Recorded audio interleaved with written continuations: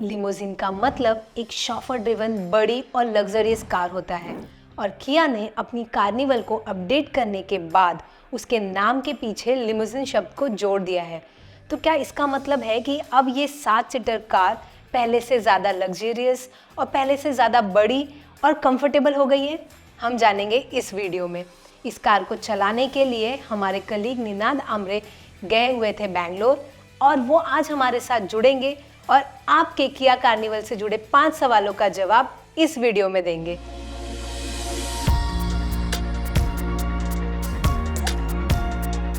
Hello और welcome दोस्तों, मैं सोनम गुप्ता कार वाले हिंदी के इस नए वीडियो में आपका स्वागत करती हूँ। वीडियो में आगे बढ़ने से पहले आपसे रिक्वेस्ट है कि हमारे इस चैनल को सब्सक्राइब कर लीजिए और राइट साइड बने बेल आइकन को प्रेस करना भूलिएगा नहीं। तो चलिए निनाद को बुला लेते हैं। हाय निनाद। हाय सोनम।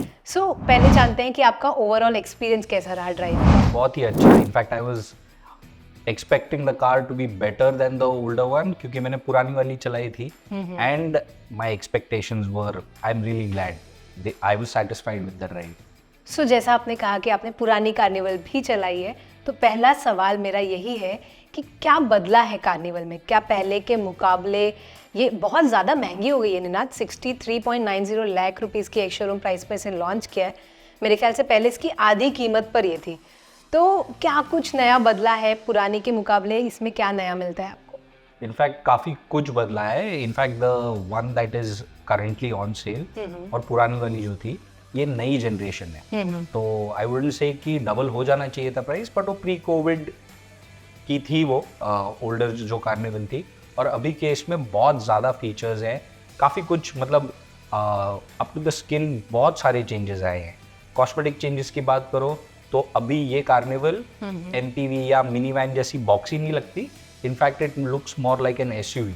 तो अभी जो मतलब क्रेज चल रहा है एसयूवी का, तो इन लाइन सारी एमपीवी को भी लुक दे दिया है एसयूवी वाला। In line with Kia's design language, Carnival को भी वैसे ही लुक दे दिया है। तो उसके प्रोपोर्शंस भी काफ़ी अच्छे हैं। 18 इंच व्हील्स है, ज़्यादा बड़े नहीं है, बट काफ़ी प्रोपोर्शनेट लगते हैं इतनी बड़ी कार के लिए। और in terms of quality, paint and everything, दो ही पेंट ऑप्शन मिलते हैं, black and white.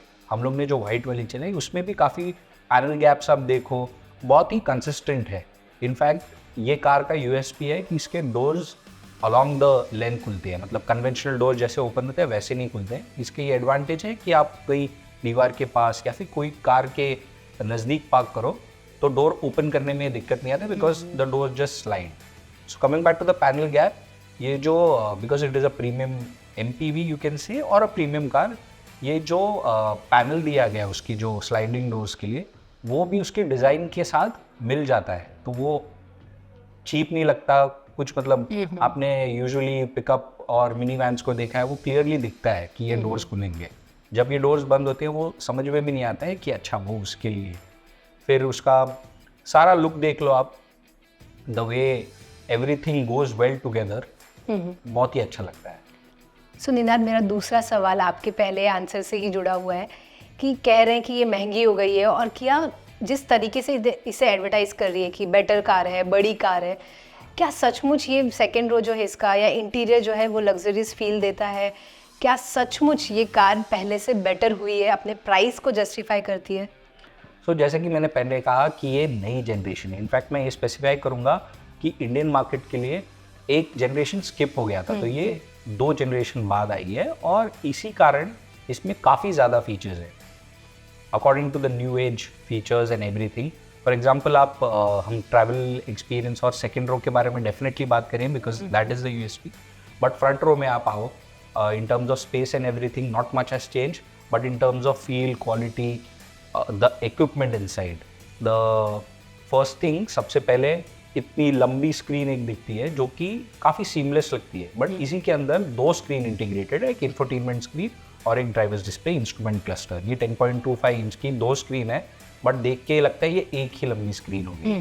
Then there are features, ADAS आ गया इसमें, autonomous braking and everything, plus इसे एक 7 इंच का HUD मिलता है। उसके अलावा ventilated seats and everything, so what all people expect including a wireless charger, इसमें सब इक्विप किया हुआ है। सेकंड सीट के बारे में बात करें, जैसे मैंने शुरुआत की थी ऑटोमेटिक डोर्स ओपनिंग के फीचर के बारे में। ये डोर जो स्लाइड होते हैं, एफर्ट कम हो गया है डोर्स को पुल करके क्लोज करने में या ओपन करने में। At the touch of a button it closes and opens. Plus इसे एक ऑप्शन दे दिए की फॉब के थ्रू, उस पर भी बटन दिए गए हैं, वो ओपन और क्लोज कर सकती है। ये कार ऊंची है बट इसका ग्राउंड क्लियरेंस है काफ़ी अच्छा, बट इतनी ऊंची नहीं है कि आपको एंटर करने में दिक्कत हो। प्लस उसे हैंडल्स दिए गए हैं तो you can quickly get into the second row.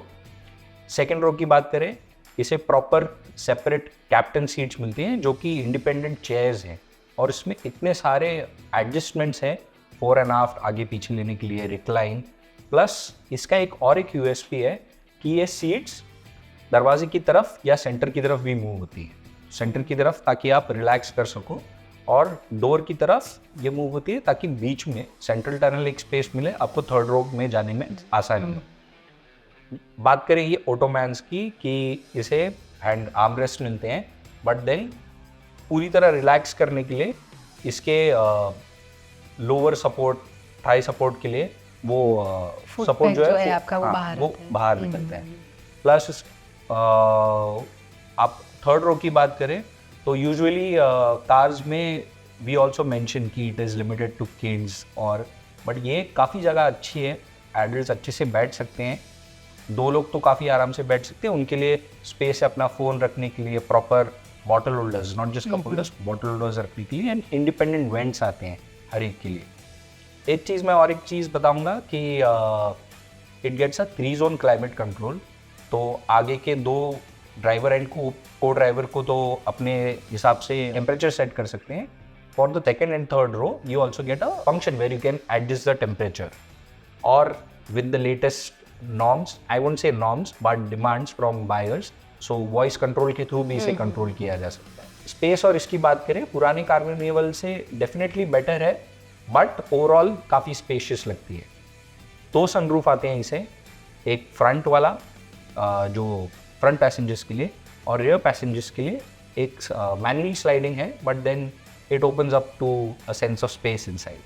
Correct. So Ninad, अब थर्ड क्वेश्चन पे मैं जाना चाहूँगी। आपने इसकी इंटीरियर की बात कर ली, लेकिन आप जिस पर्पस के लिए गए हुए थे बैंगलोर, हम उसकी बात करते हैं कि ये ड्राइव करने में कैसी है।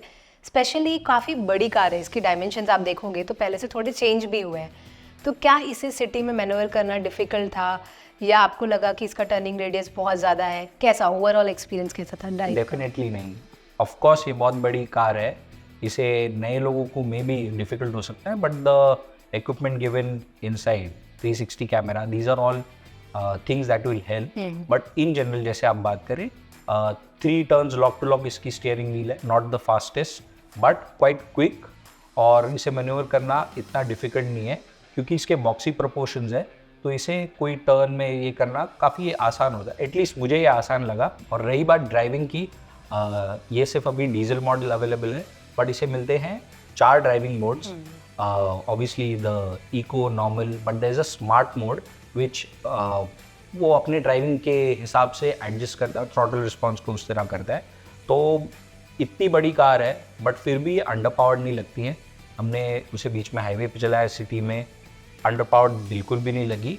ऑब्वियसली ग्लोबली इसे बड़ा पेट्रोल इंजन मिलता है, तो there it will be a very different ball game all together, but अपने कंडीशंस के लिए अच्छा है। इसका क्लेम माइलेज भी 14.85 kmpl है, जो कि काफ़ी अच्छा है। इसे हम टेस्ट करेंगे तभी एक्चुअल में पता चलेगा कितना होता है, बट गिवन ये इतनी कंफर्टेबल है, it can be a good tourer.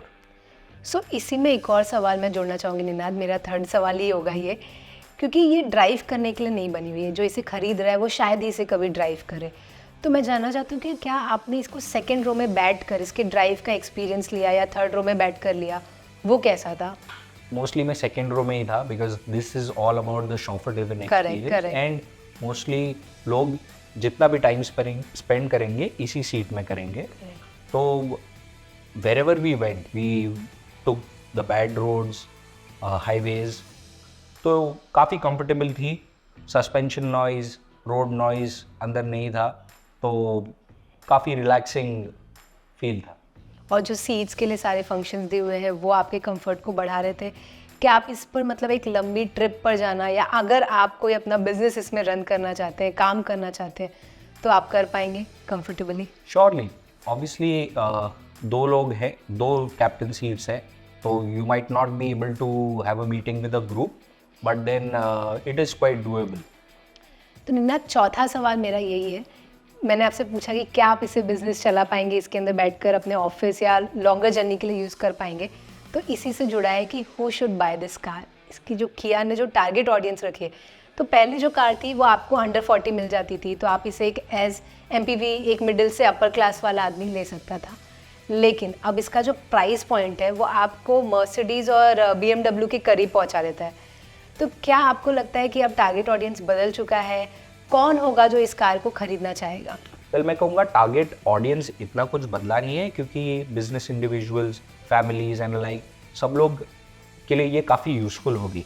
जैसे आप बोल रहे थे बिजनेस के लिए, yes there are some quirks कि मुझे और कंफर्टेबल चाहिए होगी, there are things, foldable tables नहीं है, ये वो, तो लोग सोचेंगे इस बारे में, बट देन मुझे आई एम प्रीटी श्योर कि इसके लिए एक्सेसरीज भी अवेलेबल होगी, तो it won't be a big challenge to get that thing done. Plus families के लिए, जैसे आप मैं कह रहा था कि even if it is a family of 4, maybe with a pet or someone, इसके पीछे के जो 3rd रो सीट्स हैं ये फोल्डेबल और सिंकेबल है। तो नॉर्मली कार्स में जैसे फोल्ड होते हैं, ये फिर भी काफ़ी जगह लेते हैं, इस केस में ये काफ़ी अंदर चले जाते हैं, तो फ्लैट स्पेस मिल जाता है सामान के लिए, पेट्स के लिए। तो with a family of 4 you can do long trips and for days, जहाँ पर आपका बहुत सारा सामान है एंड कंफर्टेबल है, रिलैक्सिंग है, with those options of recline and everything. Definitely काफ़ी अच्छी कार है हम लोगों के लिए। सो आई थिंक अगर इसे सम अप करें तो आप ये कहना चाहते हैं कि ये एक अब भी फैमिली कार है, इसे जो पहले के बायर्स थे वो थोड़ा अगर बजट एक्सटेंड करके ये दूसरी कार बन सकती है। यानी अगर आप एक फैमिली ट्रिप पर जाने वाली फैमिली हैं, या आप अपने ऑफिस के काम, या आपकी लाइफस्टाइल ऐसी है कि आप बहुत ज़्यादा जर्नी करते रहते हैं, तो उनके लिए ये उनकी सेकंड कार बन सकती है। करेक्ट, क्योंकि प्राइमरी अगर आप इसे सिटी में यूज़ करेंगे, with metropolitan cities like Mumbai, जहाँ पर पार्किंग के लिए स्पेस नहीं होता है ये एंड ट्रैफिक इतना होता है, वहाँ पर इस गाड़ी को चलाना थोड़ा डिफिकल्ट हो जाएगा। But then otherwise I don't see any other reason for people to who can buy this car in that budget to relook at things why we shouldn't buy this car. So Ninad, मेरा 5वां सवाल बहुत interesting है आपसे, इसके जवाब आपको जल्दी जल्दी देने हैं। सो मैं आपसे जानना चाहती हूँ 2 पॉजिटिव्स या 2 चीज़ें जो आपको कार्निवल में बहुत पसंद आई है, नई कार्निवल में, और 2 ऐसी बातें जो आपको लगता है इसमें देनी चाहिए थी। 1-2 चीज़ें तो मैंने पकड़ ली हैं कि इसमें पीछे टेबल नहीं दिया गया है आपको, और बहुत कन्वीनियंस नहीं है, ना स्क्रीन है ना कुछ है। सो पॉजिटिव सबसे पहले यही मैं बोलूँगा कि इसका रियर जो शॉफर ड्रिवन एक्सपीरियंस है, the comfort of the second row is I would say unmatched, but it is something that people will enjoy, will appreciate. और एक मैं बोलूँगा कि इसके लुक्स, और ये जनरली हमने ये देखा है कि MPV या मिनी वैन ये हो काफ़ी बॉक्सी लगते हैं, देखने में अच्छे नहीं लगते, doesn't look like a car. But जैसे मैंने स्टार्ट में कहा कि किया की डिज़ाइन लैंग्वेज से ये मैच करता है, इसे मोर ऑफ SUV की तरह बनाया है। And I add one more thing to this is the amount of features that you given, even if it is a chauffeur driven car, drive करने में भी इसे जो स्क्रीन दिए गए हैं, एंगेज रखने के लिए काफ़ी कुछ है।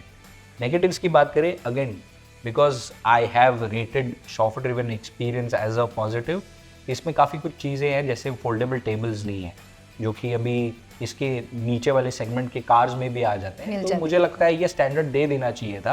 Plus rear screens, if you are going out on a long journey, काफ़ी टाइम स्पेंड करने वाले हो, सेकेंड रो ऑक्यूपेंट्स को एंगेज रखने के लिए मे बी स्क्रीन दे देते, काफ़ी अच्छा हो जाता।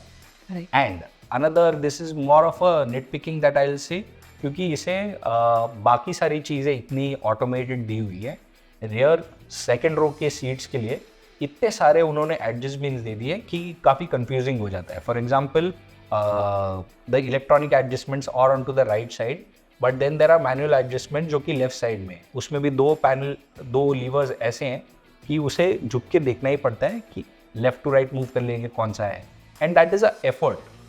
मतलब बच्चे अगर होंगे उनको झट से वो नहीं हो पाएगा, समझ नहीं आएगा और कर भी नहीं पाएंगे, इतनी बड़ी सीट्स है। तो इसे भी अगर उन्होंने इलेक्ट्रॉनिकली कर दिया होता, सिर्फ मे बी डोर पैड या फिर एक function easy to understand and use ये हो जाता तो अच्छे होता।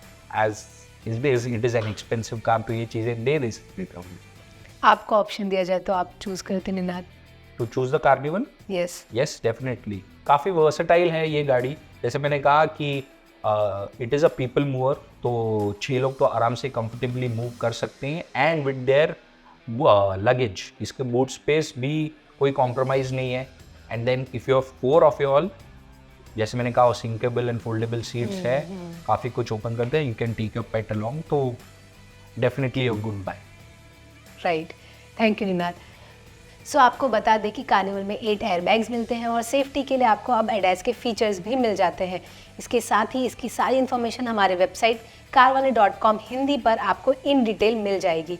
अगर फिर भी आपके कोई सवाल है कार्निवल से जुड़े जिनका जवाब हम इस वीडियो में नहीं दे पाए हैं, तो आप कमेंट में लिख सकते हैं। मैं और निनाद पूरी कोशिश करेंगे उनका जवाब जल्द से जल्द देने की।